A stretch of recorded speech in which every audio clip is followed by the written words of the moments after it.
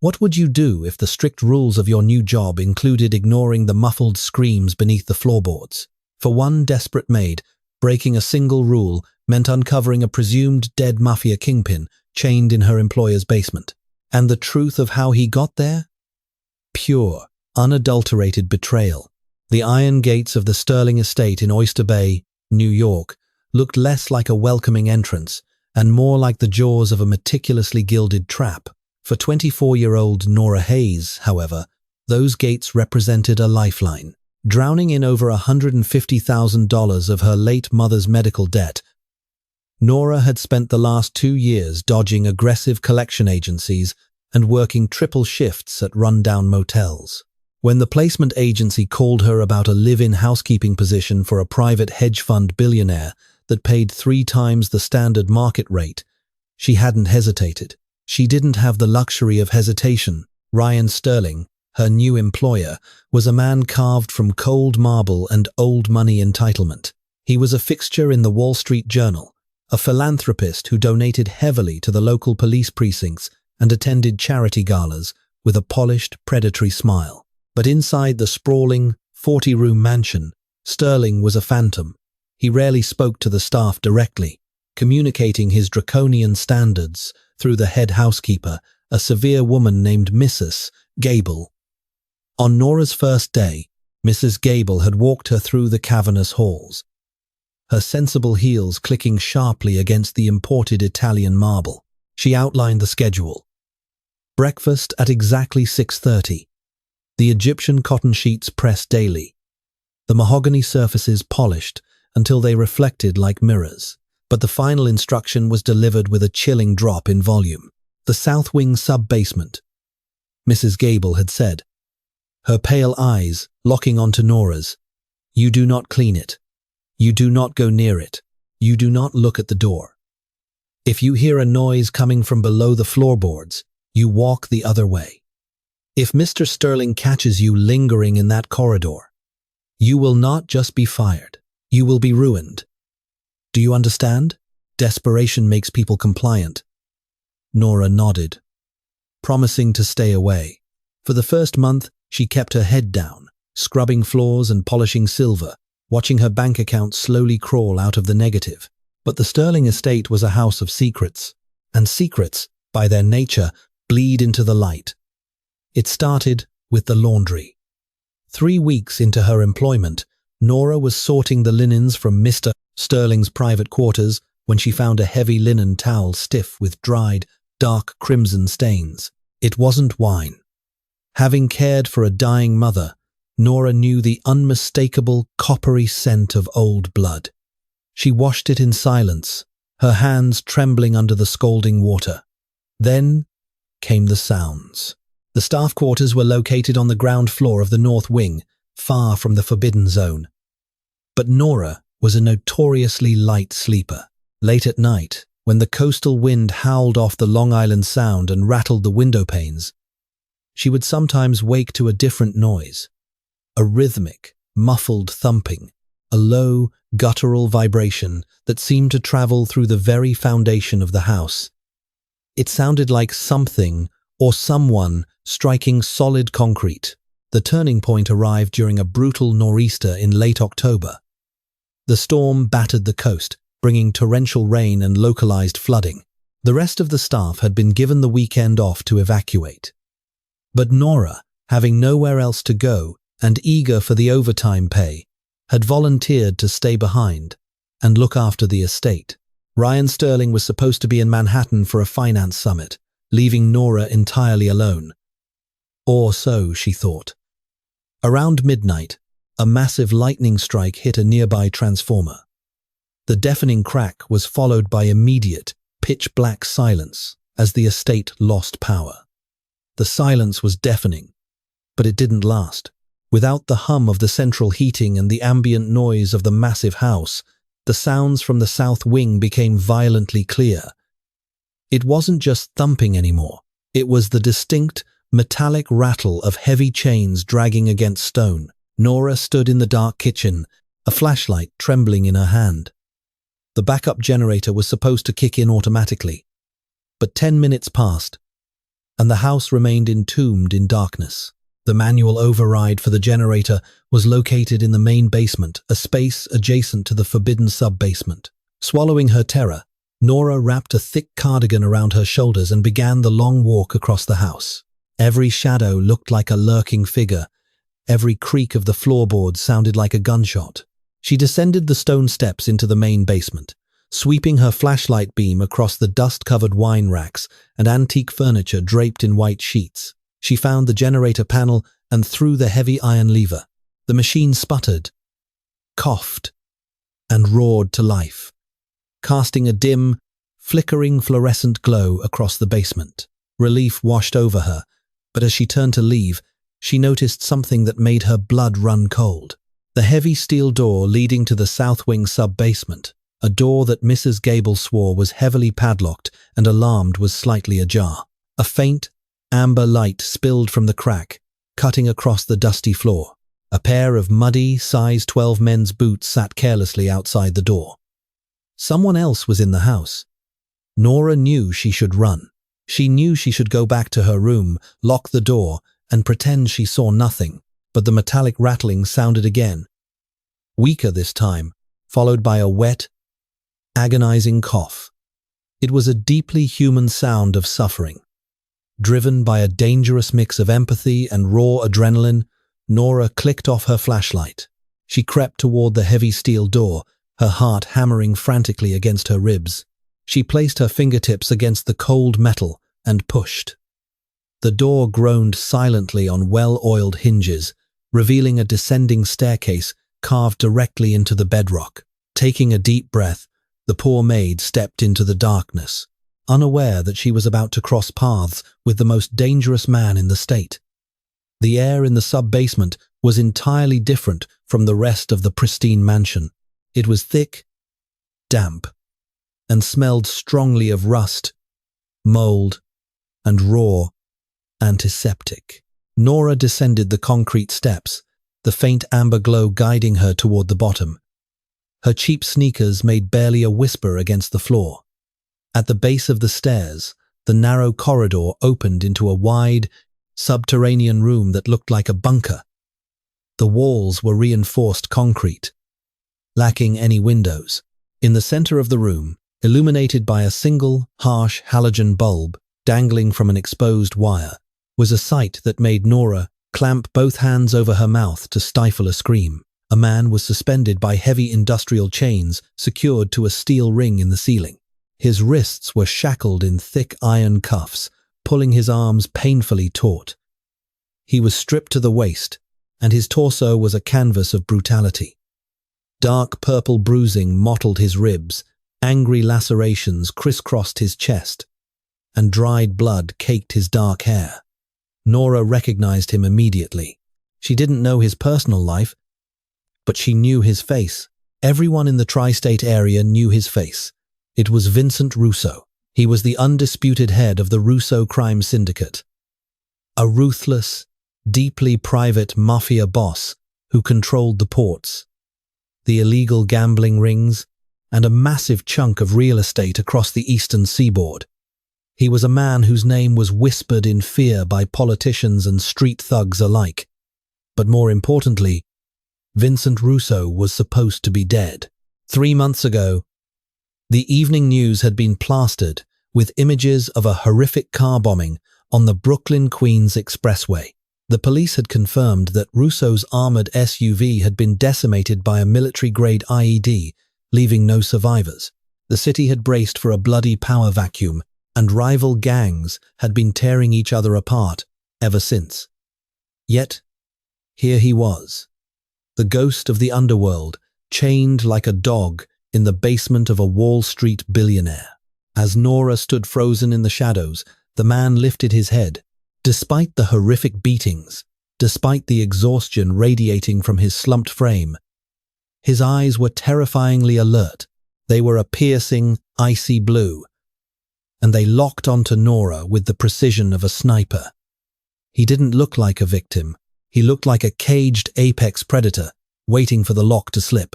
"If you're here to finish the job," Vincent rasped, his voice a gravelly, damaged baritone, Tell Sterling he's a coward for sending the help to do it. Nora's knees nearly gave out. I'm not, she stammered, stepping cautiously into the edge of the light. I'm just the maid. The power went out. Vincent's gaze swept over her, taking in her oversized cardigan, her trembling hands, and her wide, terrified eyes. The tension in his jaw relaxed fractionally, though his expression remained guarded. The maid, he repeated, a bitter, breathless chuckle escaping his cracked lips. Sterling's domestic staff. Tell me, sweetheart, does cleaning up a cartel torture dungeon pay well, or is that strictly off the books? I didn't know, Nora whispered, tears of pure shock pricking her eyes.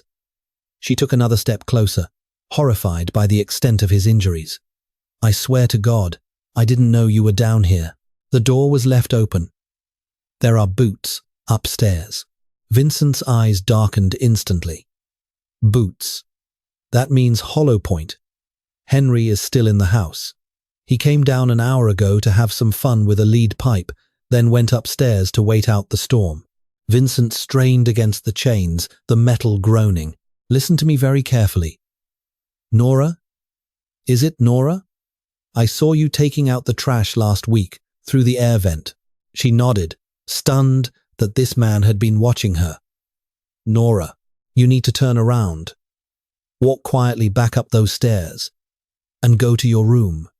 Forget you saw me, because if Henry catches you down here, he will put a bullet between your eyes without blinking, and Sterling will bury you in the rose garden. It was the logical thing to do. It was the safe thing to do. But, as Nora looked at the heavy brass padlock securing the chains to the floor grate, she remembered the crushing weight of her mother's hospital bills. She remembered the sleazy debt collectors threatening her outside her apartment. She had spent her entire life being powerless, dictated by the cruelty of others. Why isn't Sterling turning you over to the feds? Nora asked. Her voice steadying. Why keep you alive? Vincent spat a mouthful of bloody saliva onto the concrete. Because Ryan Sterling isn't just a hedge fund manager. He's the silent financier for the Jimenez cartel. My family wouldn't let them push their poison through our shipping ports. So, Sterling orchestrated the bombing to take me out. Make it look like a rival hit. But he needs my biometric access to drain the offshore accounts before he puts a bullet in my head. He's been trying to beat the passcodes out of me for 90 days. The sheer scale of the corruption made Nora dizzy. The polished, elegant Ryan Sterling was a monster wearing a tailored suit. If I leave you here, he's going to kill you, Nora said softly. That's the hazard of my profession, Vincent replied coldly. Now go, before you get collateralized. Nora looked around the room. On a metal surgical tray near the wall, sitting alongside a terrifying array of pliers and knives, was a heavy ring of keys. Henry must have left them behind in his rush to go upstairs when the storm hit. She didn't turn around. Instead, she walked briskly to the metal tray and snatched the keys. Vincent's icy eyes widened slightly in genuine surprise.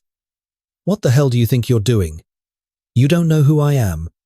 I'm not the good guy, Nora. I know exactly who you are, Mr. Russo, Nora said, her hands shaking as she fumbled with the large brass padlock securing his chains to the floor. But Sterling is worse, and I figure a mafia boss owes a pretty big favor to the maid who saves his life. Vincent stared at her, a strange mixture of respect and dark amusement flickering across his battered face. You have no idea what you're getting yourself into. Little bird.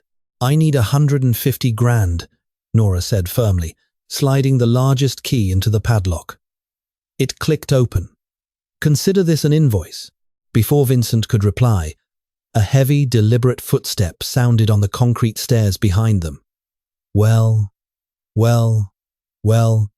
a cruel, mocking voice echoed through the basement. Looks like the maid decided to do some deep cleaning. Nora spun around. Standing at the bottom of the stairs, a suppressed pistol in his hand and a vicious smile on his face, was Henry. The click of Henry's suppressed pistol sounded abnormally loud in the subterranean dampness. Nora froze. her hand still gripping the heavy brass padlock that she had just disengaged from the floor grate. The chain connecting Vincent's cuffs to the ground was now loose, though his arms remained hoisted toward the ceiling. Henry descended the concrete steps with the casual arrogance of a man who held all the cards. He was heavily built, wearing a tactical vest over a dark sweater. His eyes flat and devoid of any human empathy. "I told Gable to fire you last week." Henry sighed, aiming the barrel directly at Nora's chest. "You're too quiet. Quiet people are always sneaking around where they don't belong. Move away from the prisoner." "Sweetheart, I'm going to make this quick for you. But I'm going to make him watch." Nora's breath caught in her throat. She looked at the gun, then at Vincent.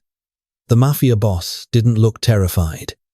He looked fiercely calculating. His icy blue eyes darted from Henry's weapon to the heavy length of steel chain pooling at his feet. "Hey, Henry!" Vincent rasped, his voice dripping with venom. "Sterling doesn't pay you enough to clean up a dead maid. Let her walk. Shut up, dead man." Henry sneered, shifting his weight to step closer. It was the mistake Vincent was waiting for. With a sudden, explosive surge of primal strength that defied his battered condition, Vincent kicked the slackened industrial chain forward. The heavy steel links whipped across the concrete floor and wrapped violently around Henry's ankles. Before the hitman could pull the trigger, Vincent threw his entire body weight backward, using his suspended arms as a fulcrum. Henry was yanked violently off his feet. The suppressed pistol discharged with a pff, sending a 9mm hollow point bullet ricocheting off the concrete wall, mere inches from Nora's ear. Henry hit the ground hard, his head bouncing against the stone. But he was a professional. Groaning, he immediately tried to scramble upright, raising the gun again. Vincent, constrained by his hoisted arms, couldn't reach him to deliver a finishing blow. "Nora!" Vincent roared, the sound echoing off the bunker walls. The tray, adrenaline, cold and sharp, overrode Nora's paralyzing terror. She didn't think about the morality of the situation. She thought about surviving. She spun toward the metal surgical tray, her fingers blindly grabbing the heaviest object she could find. It was a solid steel monkey wrench, likely used to tighten the very bolts keeping Vincent chained. As Henry leveled his gun at Vincent's chest, Nora lunged. She brought the wrench down with every ounce of desperate strength she possessed, striking Henry squarely on the wrist. A sickening crack echoed through the room. Henry screamed, dropping the pistol. Before the hitman could recover, Vincent swung his legs up, catching Henry in a brutal chokehold between his muscular thighs.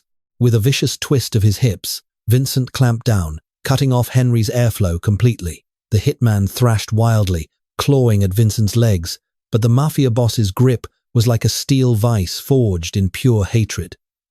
Nora backed away, trembling violently as she watched the life drain from Henry's eyes. Within 90 seconds, the hitman went entirely limp. Vincent held the lock for another 30 seconds just to be absolutely certain, before releasing the body to the floor with a dull thud. Gasping for air, his chest heaving, Vincent looked down at the dead man, then slowly raised his eyes to Nora. She was backed against the wall, the bloody wrench slipping from her fingers to clatter against the stone. "Are you going to pass out on me, little bird?" Vincent asked, his voice strained, but surprisingly gentle. "No," Nora choked out, though the room was spinning. I need to get you down." "The keys." "On the floor," Vincent instructed. Her hands shook so badly, it took 3 attempts to fit the key into the heavy iron cuffs securing his wrists. When the locks finally clicked open, Vincent collapsed forward. Nora caught him, buckling under his heavy, muscular frame, both of them sinking to the cold concrete. He smelled of sweat, copper, and damp earth. "We have to go," Nora whispered, pulling his arm over her shoulder to help him stand. "Sterling will check the cameras. Or someone will notice. The power is back on. Cameras in the bunker are closed circuit," Vincent grunted, leaning heavily against her. "But you're right. Henry drove a black Tahoe. Keys are probably in his vest. Nora forced herself to pat down the dead hitman, her stomach doing flips until she felt the hard plastic of a key fob. She grabbed it, along with Henry's suppressed pistol, handing the weapon to Vincent. Despite his trembling hands, the Mafia boss checked the magazine with terrifying familiarity. They made their way up the stairs, moving like ghosts through the opulent, silent halls of the Sterling estate. The storm outside was still raging, thunder shaking the priceless chandeliers above them. They exited through the kitchen's service door, stepping into a torrential downpour that instantly soaked them to the bone. Henry's Tahoe was parked near the side garage. Nora practically shoved Vincent into the passenger seat before sliding behind the wheel. She slammed her foot on the gas, the heavy SUV tearing through the manicured lawns, bypassing the main gate, and disappearing into the violent, stormy night. As the sprawling estate faded into the rearview mirror, Nora's adrenaline began to crash. Her breath came in ragged gasps. She had just assaulted a man. She was harboring a supposedly dead crime lord. There was no going back to cleaning hotel rooms or dodging debt collectors.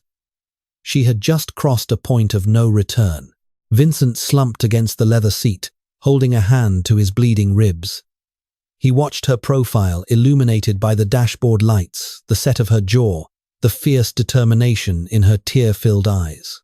150 grand, Vincent suddenly murmured over the sound of the slashing rain. Nora glanced at him, her knuckles white on the steering wheel. "What?" "Your invoice," Vincent said, a dark, blood-stained smirk touching his lips. "You undervalued yourself, Nora. By a lot." The safe house was a dilapidated, brick-faced meatpacking warehouse in the industrial sector of Red Hook, Brooklyn. It smelled of brine, old iron, and secrets. Nora parked the stolen Tahoe inside the loading bay, pulling down the heavy, corrugated metal door to shut out the weeping sky. By the time she killed the engine, Vincent was barely conscious. The adrenaline that had carried him out of Oyster Bay had evaporated, leaving behind the crushing reality of a shattered body. "Vincent," Nora urged, shaking his shoulder. "We're here. You need to wake up," he groaned, his eyes fluttering open, lacking their previous sharp focus. "Honk the horn." 3 short, 1 long, Nora complied. The deafening blares echoed in the empty bay. For a terrifying minute, nothing happened. Then, a heavy steel door at the back of the warehouse opened. 2 men stepped out, weapons drawn and flashlights cutting through the gloom. "Boss?" a gruff voice called out, laced with disbelief. Nora stepped out of the driver's side, keeping her hands visible. "He's hurt. He needs help." The men rushed forward.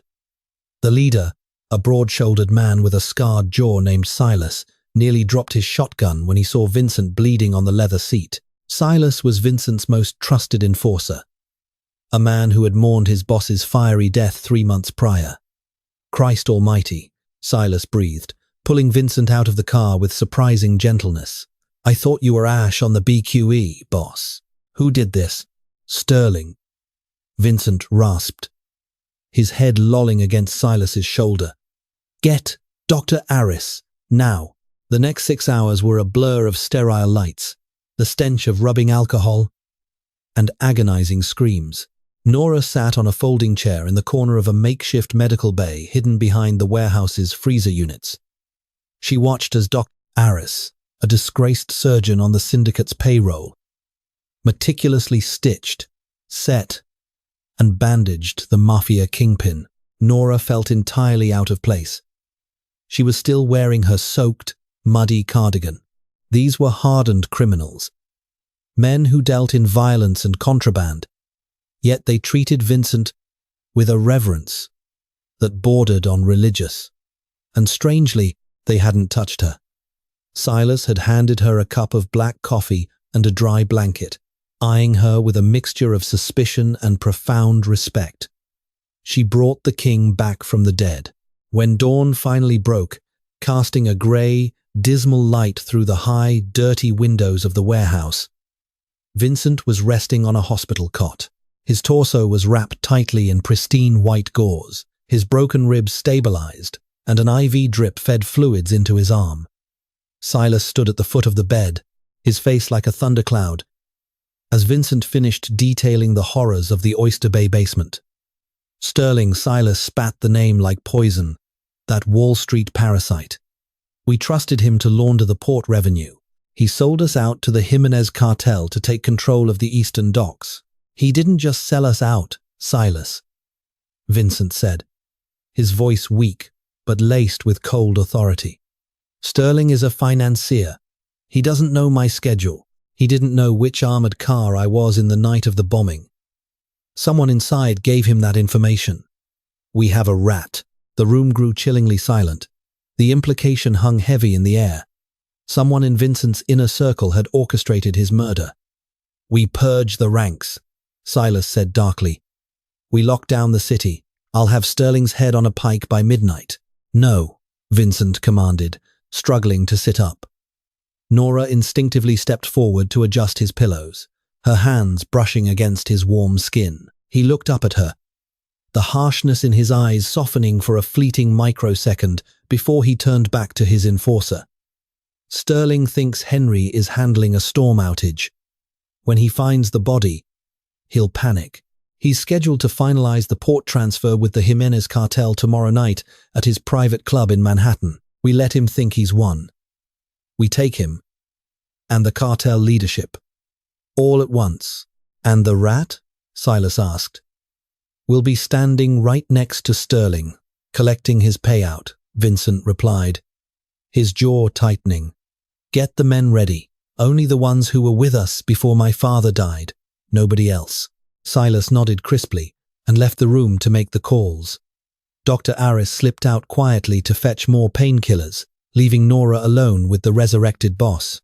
The silence between them was dense. Nora wrapped the blanket tighter around her shoulders, acutely aware of the dangerous world she had just plunged into. You should let me go now, Nora said quietly, staring at her hands. You're safe. You have your people. I can take a bus out of state. Disappear. Vincent reached out, his large, bruised hand wrapping gently but firmly around her wrist. The touch sent an electric shock up her arm. Disappear? Vincent repeated, a dark, possessive glint in his eyes. Sterling knows you were the only one left at the estate. He's going to find Henry's body, and he's going to check the employment files. Ryan Sterling has politicians in his pocket and hitmen on his payroll. If you walk out that door, you'll be dead before you reach the Port Authority. Nora's breath hitched. Panic, cold and familiar, gripped her chest. Then, what am I supposed to do? I'm just a maid, Vincent. I have debts. I have a life.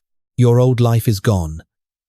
Nora, Vincent interrupted, pulling her slightly closer. His voice was a low, hypnotic rumble. You saved my life. In my world, a blood debt is absolute. You belong under my protection now. No collection agency, no cartel, and no Wall Street billionaire will ever touch you. I swear it. It wasn't just a promise. It was a decree. Nora looked into his eyes and saw the terrifying truth. She hadn't just freed a mafia boss from a basement. She had bound herself to him. She was no longer drowning in debt.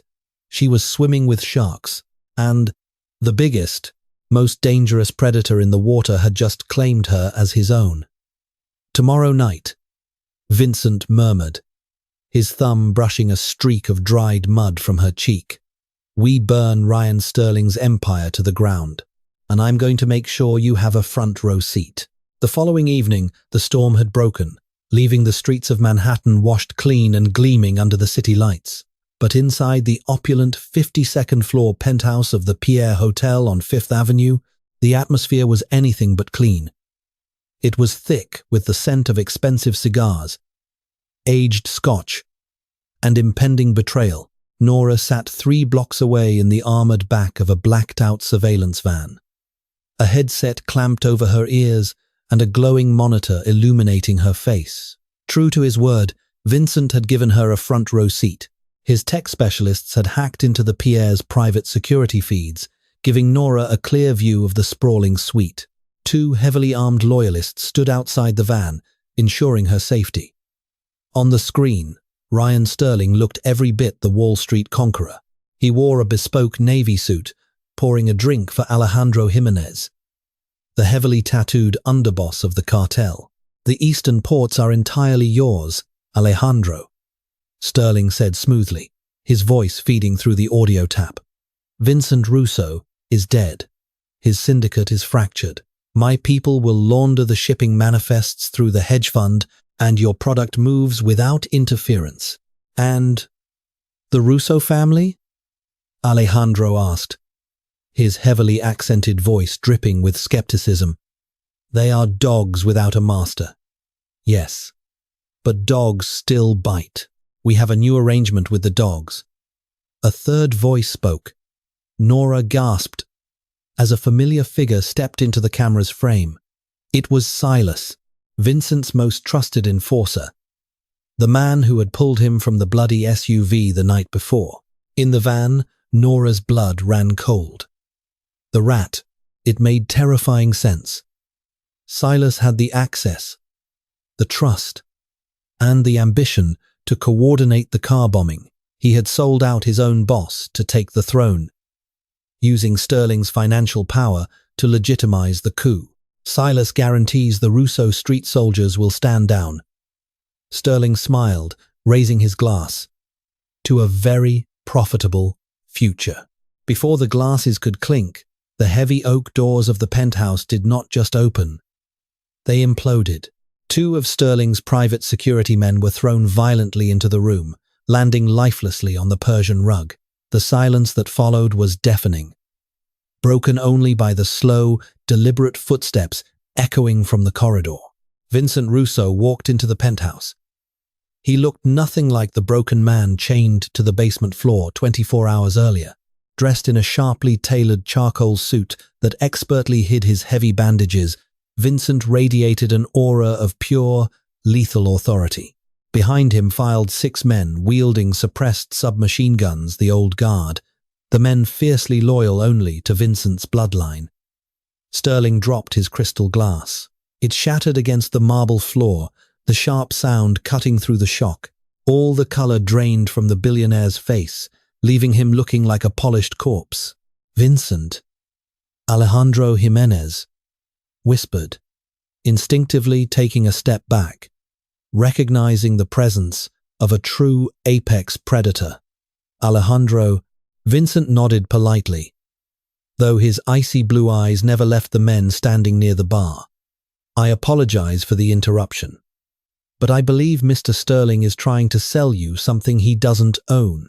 Silas's hand twitched toward the pistol holstered under his jacket, but the 6 muzzles of the old guard instantly locked onto his chest.